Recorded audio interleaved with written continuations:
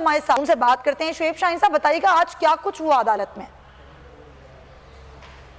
सबसे पहले तो कौम को मुबारक हो, आपको मुबारक हो, क्योंकि आपका चैनल तो सबसे पहले शिकार होता है, बंद किया जाता है। जी सर। अभी भी नेटल पे अभी तक नहीं आ रहा। लिहाजा मैं समझता हूँ कि पाकिस्तान में आइन और कानून की फतह हुई है।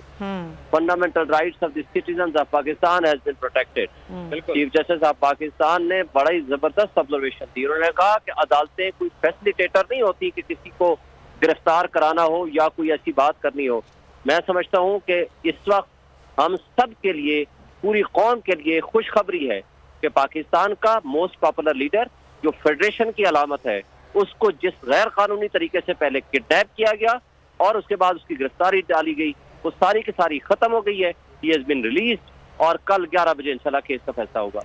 अच्छा, तो यहाँ तक बात खत्म हो जाती है शुएब शाहीन साहब? एक दिन का ये कहा गया और उन्होंने घर जाने की इस्तदा की तो वो तो मुस्तरद कर दी गई, तो कल क्या प्रोसीजर होगा? नहीं हुई। उन्होंने उसका जो वजह बयान की, उन्होंने कहा कि you are for security purposes.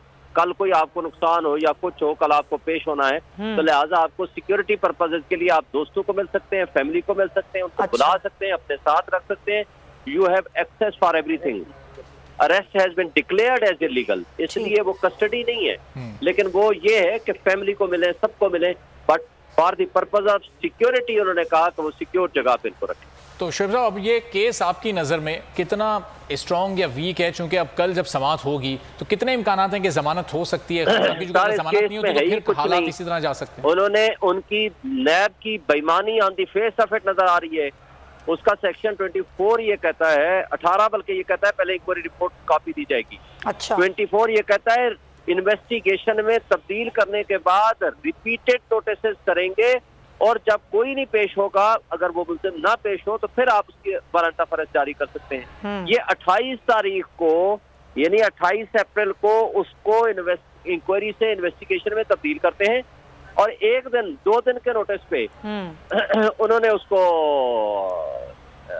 क्या किया, वारंट ऑफ अरेस्ट जारी कर दिया, which is not permissible under the law. इस केस में कुछ भी नहीं है, सब कुछ इलीगल है, अनलॉफुल है। बस देखना ये है कि ये किस अंदाज और किस तरीकाकार के मुताबिक इन्होंने वारंट ऑफ अरेस्ट जारी किया और प्रोसीड किया। और ये कल जाके ये आप लोग ज़ाहिर है इसकी जमानत करवाएंगे और ये आपको उम्मीद है कि बिल्कुल इस पर जमानत हो जाएगी? जी इंशाल्लाह, मैं होपफुल हूँ। और शुएब शाहीन साहब, तो वैसे भी फंडामेंटल राइट है ना हर किसी का, बिफोर अरेस्ट तो वैसे भी होता है जी। और एक चीज और क्लियर कर दीजिएगा शुएब शाहीन साहब, अब आगे का क्या मामला होगा? कि अगर चले हम इस पे भी बात कर लेते हैं कि अगर नहीं होती बेल, बिलफर्ज अगर नहीं होती तो फिर क्या होगा?